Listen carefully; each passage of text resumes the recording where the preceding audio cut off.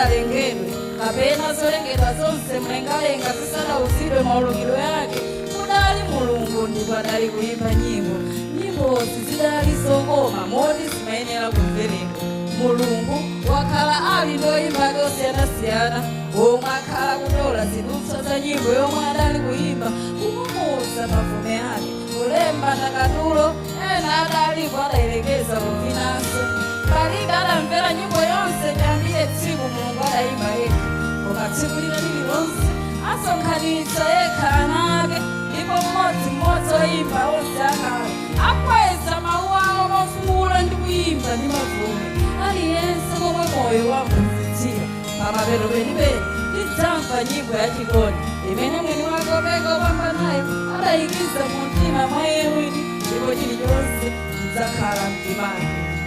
As we sing here on earth, songs of sadness on mirth, tears of foretaste of rapture to come. But a song can compare with the glory we'll share when all of God's singers get home.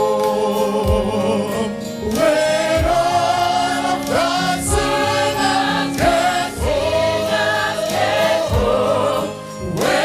Whenever our sorrow and heart,